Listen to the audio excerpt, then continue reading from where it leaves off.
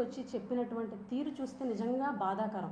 ఎందుకనంటే తను తప్పిపోయిందని చెప్పి కంప్లైంట్ ఇచ్చిన తర్వాత పోలీసులు పట్టించుకోలేదు, కనీస విచారణ చేయలేదు అనడానికి నిదర్శనం ఏంటి అని అంటే 6 రోజుల తర్వాత పురుగులతో కూడినటువంటి తన్మయి శవం ఆ చుట్టుపక్కలే దొరకడం. అంటే కనీసం పోలీసులు వెతకడానికి కూడా ప్రయత్నం చేయలేదు అన్నది సుస్పష్టం. అంతేకాకుండా అదే అనంతపురం జిల్లాలో గత కొన్ని రోజుల క్రితం ఒక 9వ తరగతి విద్యార్థిని, దళిత విద్యార్థిని 14 మంది టీడీపీ కార్యకర్తలు 6 నెలలుగా అత్యాచారం చేస్తూ 6 నెలలుగా ఆ అమ్మాయిని హింసిస్తుంటే సాక్షి ఛానల్ 3 రోజుల క్రితం బయటపడితే దళిత సంఘాలన్నీ కంప్లైంట్ ఇస్తే ఈ రోజు వరకు కనీసం ఒక్క అరెస్టు కూడా చూపించలేదు. అంతేకాకుండా ఎవరైతే నిందితులు ఉన్నారో, ఎవరైతే 14 మంది టీడీపీ కార్యకర్తలు ఉన్నారో ఈరోజు రోడ్డు మీద తిరిగేటువంటి పరిస్థితి ఉంది. అంటే అసలు ఈ రాష్ట్రంలో మహిళలకి రక్షణ ఉందా? బాలికలకు రక్షణ ఉందా? ఈరోజు స్కూల్కి వెళ్ళినా, కాలేజ్కి వెళ్ళినా, ఆఫీస్కి వెళ్ళినా, ఇంటి బయట ఆడుకున్నా కూడా ఆడపిల్లలకి రక్షణ లేనటువంటి దుస్థితి ఈ కూటమి ప్రభుత్వంలో ఉందని చెప్పి ఈ సందర్భంగా తెలియజేస్తున్నాం. మనకి స్వాతంత్రం వచ్చి 70 సంవత్సరాలు దాటింది. ఒక మాట చెప్తుంటారు పెద్దలు, అర్ధరాత్రి 12 తర్వాత ఆడపిల్ల తిరిగినప్పుడే నిజమైన స్వాతంత్రం వచ్చినట్టని పెద్దలు చెప్తూ ఉండారు. కానీ ఈరోజు ఈ రాష్ట్రంలో ఈ కూటమి ప్రభుత్వంలో పట్టపగలే ఆడపిల్లలు తిరగడానికి భయపడేటువంటి పరిస్థితుల్ని, దుస్థితుల్ని ఈ ప్రభుత్వం కల్పించిందని చెప్పేసి ఈరోజు మీ అందరికీ కూడా తెలియజేస్తున్నాం. ఈ టాపిక్స్ అన్నీ డైవర్ట్ చేయడానికి ఈ సంవత్సర పరిపాలన వాళ్ళ వైఫల్యం చెందారు. ఈ దుర్ఘటనలు, మహిళల మీద జరుగుతున్నటువంటి అఘాయిత్యాలు ఈరోజు తెరపైకి వచ్చాయి. వాటిని డిస్కస్ చేయకూడదని చెప్పేసి ఈరోజు ఒక సీనియర్ జర్నలిస్ట్ డిబేట్లో భాగంగా ఆయన మాట్లాడితే ఆయన వ్యాఖ్యలను తెర మీదకి తీసుకొచ్చి దాన్ని రాజకీయ రంగు పొలుముతూ జగన్మోహన్ రెడ్డి గారి మీద, ఈరోజు భారతమ్మ గారి మీద ఆపాదిస్తూ నీచ రాజకీయాలు చేస్తున్నారు. కేవలం డైవర్షన్ పాలిటిక్స్ మాత్రమే. ఈరోజు కొమ్మినేని గారిని అరెస్ట్ చేశారు. 70 సంవత్సరాలు దాటినటువంటి ఒక సీనియర్ జర్నలిస్ట్, ఆంధ్రప్రదేశ్లో అన్ని సంస్థల్లో కూడా మ్యాక్సిమం అన్ని సంస్థల్లో పనిచేసినటువంటి నిజాయితీ గల ఒక సీనియర్ జర్నలిస్ట్ని ఆయన వయసు కూడా చూడకుండా ఈరోజు అరెస్ట్ చేయడం, కనీసం ఆయన ఎక్కడ వ్యాఖ్యలు చేయలేదు. ఆ వ్యాఖ్యల్ని ఆయన నివారించడం జరిగింది. అంతేకాకుండా ఈరోజు ఈ అంశాన్ని వైఎస్ఆర్ కాంగ్రెస్ పార్టీ మీద, జగన్మోహన్ రెడ్డి గారి మీద, భారతి గారి మీద, భారతమ్మ మీద ఈరోజు ఆపాదించేటువంటి ప్రయత్నం. వైఎస్ఆర్ కాంగ్రెస్ పార్టీ ఆల్రెడీ చెప్పింది, ఇది ఖచ్చితంగా సమర్థనీయం కాదని. దీన్ని మేము ఖండిస్తున్నామని చెప్పేసి వైఎస్ఆర్ కాంగ్రెస్ పార్టీ ప్రకటన చేసింది, సాక్షి ప్రకటన చేసింది. అదేవిధంగా కొమ్మినేని గారు సారీ చెప్పారు, కృష్ణరాజు గారు సారీ చెప్పారు. అయినా కూడా ఇవన్నీ అనవసరం. ఆ అంశాన్ని తీసుకొచ్చి ఎలా డైవర్షన్ పాలిటిక్స్ చేయాలి, ఎలా జగన్మోహన్ రెడ్డి గారిని ఇందులోకి ఇరికించాలి, ఎలా భారతమ్మ గారిని విమర్శించాలి.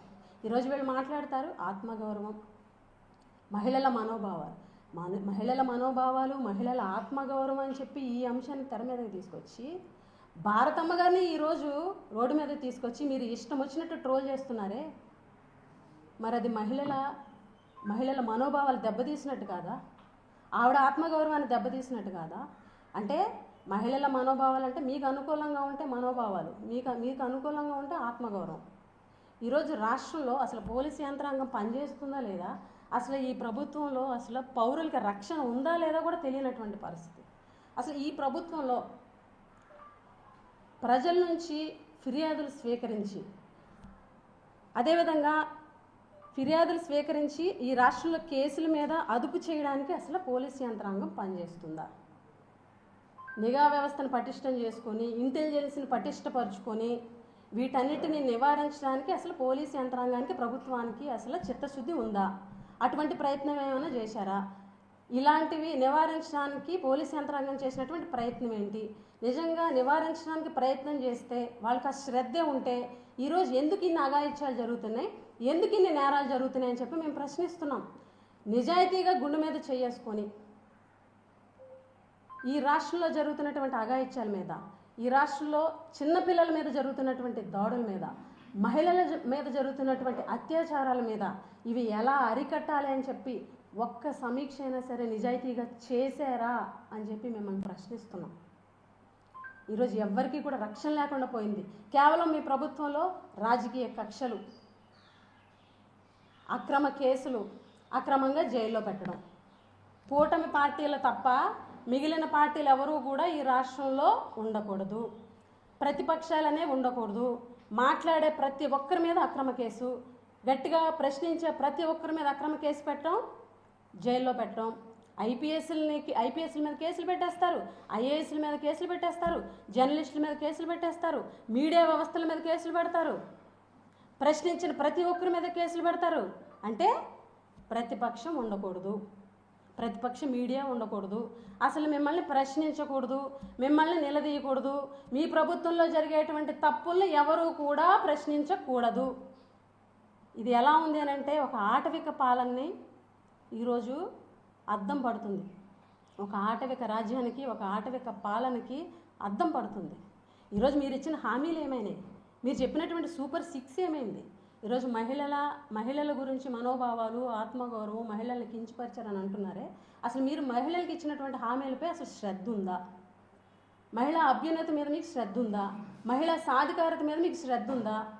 ఈరోజు మహిళలకి మీరు చెప్పినటువంటి ఏవైతే ఉందో అమ్మక వందనం కానీ, బస్సు ఫ్రీ కానీ, మహిళల గురించి మీరు చేసినటువంటి ఏ హామీ అయినా సరే ఈరోజు అవి నెరవేర్చి వాళ్ళకి ఆర్థికంగా ఒక భరోసా ఇద్దామన్న ఒక ఆలోచన ఉందా? లేదు. కేవలం వెన్నుపోటు, ప్రజలందరికీ వెన్నుపోటు. అసలు మీ ప్రభుత్వంలో నిజాయితీ లేదు, మీ ప్రభుత్వంలో లా అండ్ ఆర్డర్ లేదు, అసలు మీ ప్రభుత్వంలో సేఫ్టీ లేదు, మీ ప్రభుత్వంలో చిత్తశుద్ధి లేదు. వెన్నుపోటు తప్ప ప్రజలకు మంచి చేయాలన్న చిత్తశుద్ధి మీ ప్రభుత్వానికి లేదు. ఈరోజు హోంమంత్రి గారు వచ్చి ఏమంటారండి? తన చేతిలో లాఠీ లేదని, అలాగే తన చేతిలోని తుపాకీ లేదని, నేనేం చేయాలని పూర్తిగా బాధ్యతలు వదిలేసి కేవలం ప్రెస్ మీట్లకు, ఛానళ్ళ బయట్లకు, బూతులకు, అహంకారపూరితమైనటువంటి మాటలకు మాత్రమే పరిమితమైన ఒక అసమర్థమైన హోంమంత్రి మీరు.